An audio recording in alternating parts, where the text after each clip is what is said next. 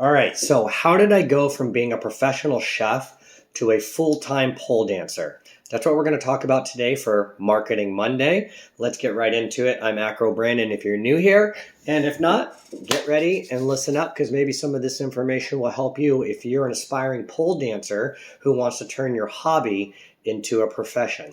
And the reason I say it like that and what is interesting is because I was actually scrolling through TikTok today, and you have to excuse my voice, I'm like getting over a little bit of a cold. But somebody that I follow had duetted this other guy talking, and short of the long, what I took from it, what is and what is interesting is inspiration, right? Inspiration comes from a lot of different sources on how you can be inspired, right? Sometimes it's just a simple little quote. You're like, damn, that slaps hard. Sometimes someone's a motivational speaker and everything that comes out of their mouth is golden and is inspirational. And other times you could hear somebody who is intelligent and can be inspirational, but as they're babbling and spitting out content, you hear a small string of words that really resonate with you and you're like, that's interesting. And that's where this today's topic is and where it came from. So to recap basically what I saw, this guy was like a rich real estate investor or something like that, and he's talking about how kids, they're passionate about playing games or whatever, because if your passion doesn't pay the bills, okay, and if you have a passion or a hobby that doesn't make money,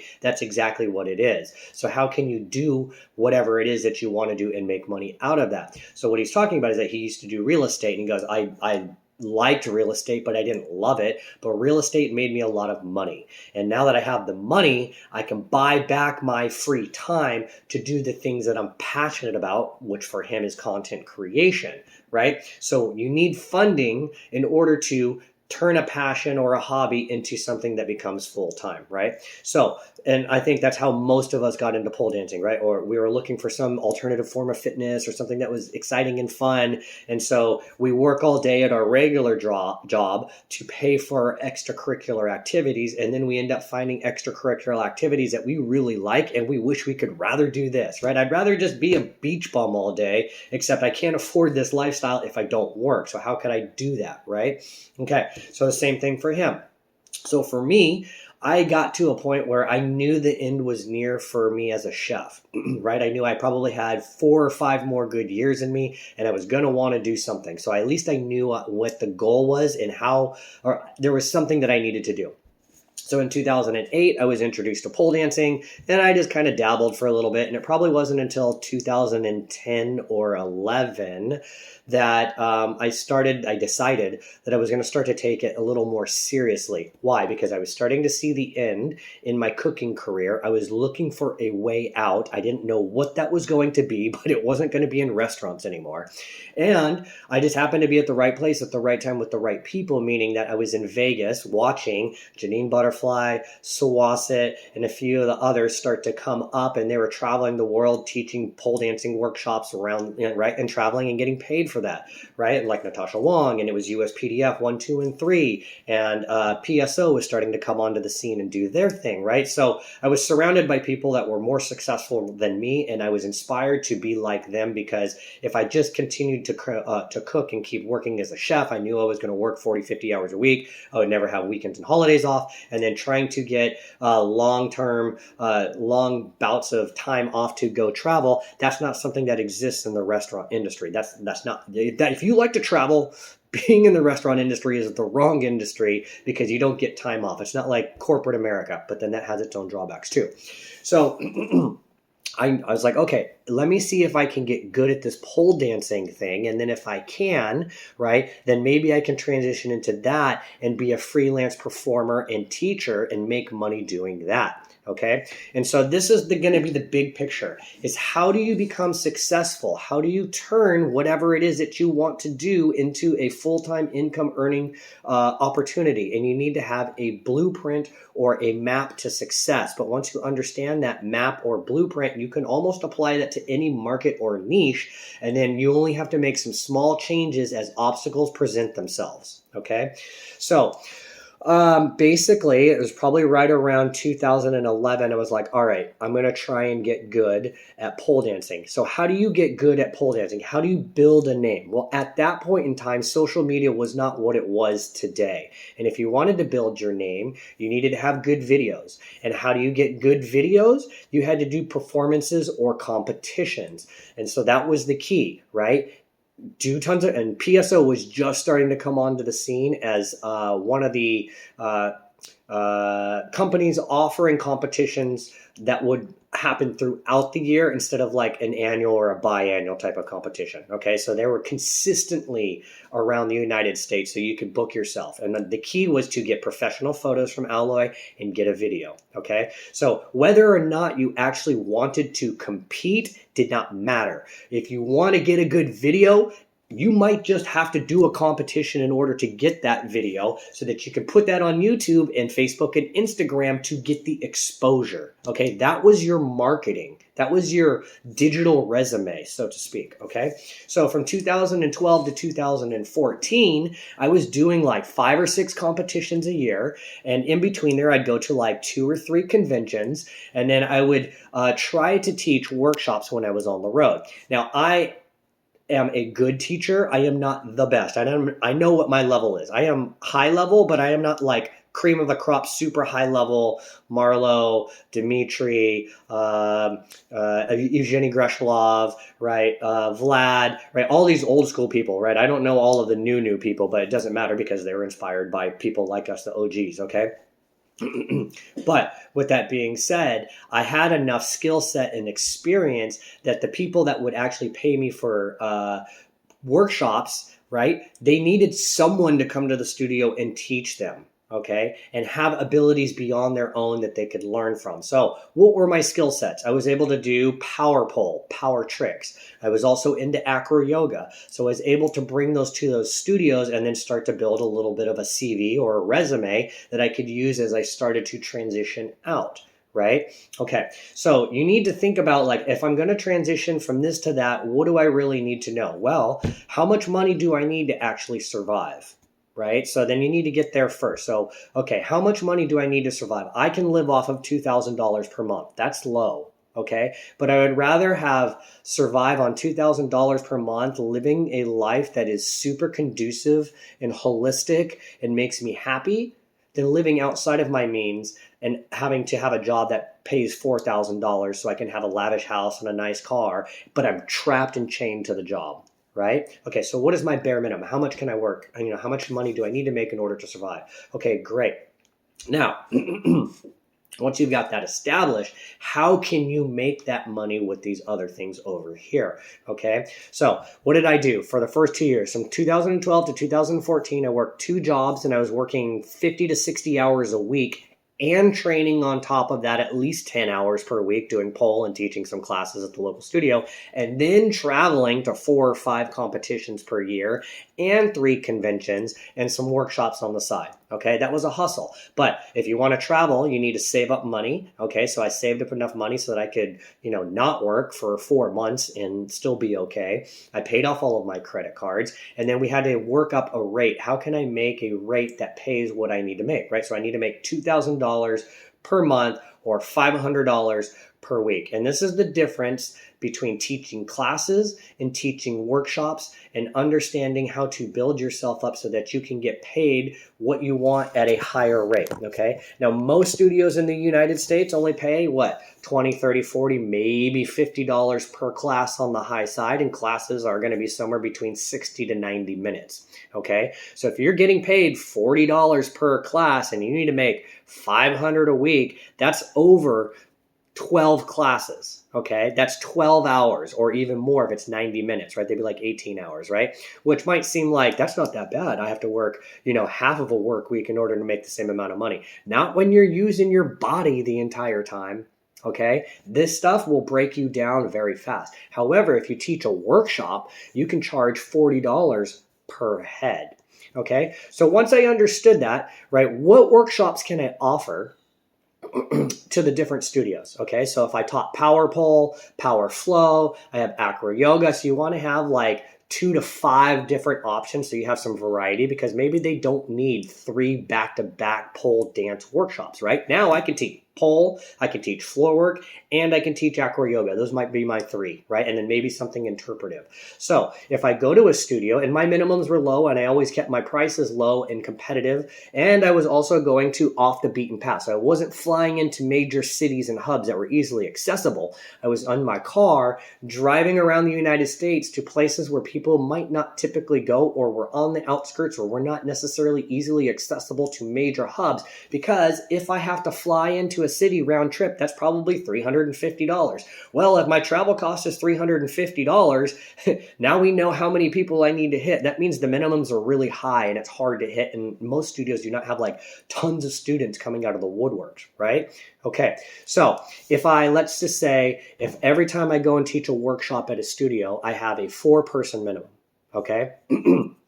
And I teach a pole workshop at $40 per head, 4-person minimum. That's $160 in, let's say, 90 minutes on the high side. Hey, that's a good day's work, right? $160 in 90 minutes is more than most people make in an 8-hour day at an average hourly wage. That's disappointing too, a little bit. It's kind of shit. But so if I can teach one workshop and make a minimum of 160, and then I can do a second workshop that's a little bit cheaper, so that way I can get 2 people to do 2 workshops, that makes more money, right? So if I teach an acro yoga workshop, I might only charge $20 a head. Why? Because acro yoga is a little bit easier, right? They need a partner, right? You need 2 people to show up. That's a 4-person minimum. That's another $80. But if you get more couples, it's going to be 2 people every time, right? So that's another 80. So that's $240 in 90 minutes. That's one day. And I needed to make $500. So all I need is one more day teaching somewhere else, right? So if I'd go to different studios, I might teach at a pole studio today, but then I might reach out to like a local yoga studio or something that's around there that wants some acro yoga, or something that's a little more interesting for the yoga community that isn't pole, because they're not going to have apparatuses there, right? So you need to think about what is it that you can bring to the table, and how can you make the best use of your time when you go somewhere, especially when you're going to teach a workshop. So that is how I took off. Now, on top of that, I had a map, okay, literally a mental map and an actual map. I was like, I'm going to work full time. I'm going to travel around the United States. Part of the fun is traveling. That was the whole point. That was the whole reason I wanted to quit my job, is just so I could travel and get paid to do whatever it is I want to do. And I want to see the United States. It's freaking huge. I've seen maybe half of the states, and out of those half, I didn't even get to spend enough time checking out those places, okay? And you can bring your costs down greatly if you're driving your car from spot to spot instead of flying from spot to spot. And it's also really fun staying with new people, okay? I like being surrounded by people that have an open door policy, okay? If you're a friend of mine, or even a somewhat acquaintance, you want to come stay at my house? No fucking deal. Some people are a little more reserved, especially the husbands are like, I don't know who this guy is. He's not going to stay at my house. Fuck those guys, okay?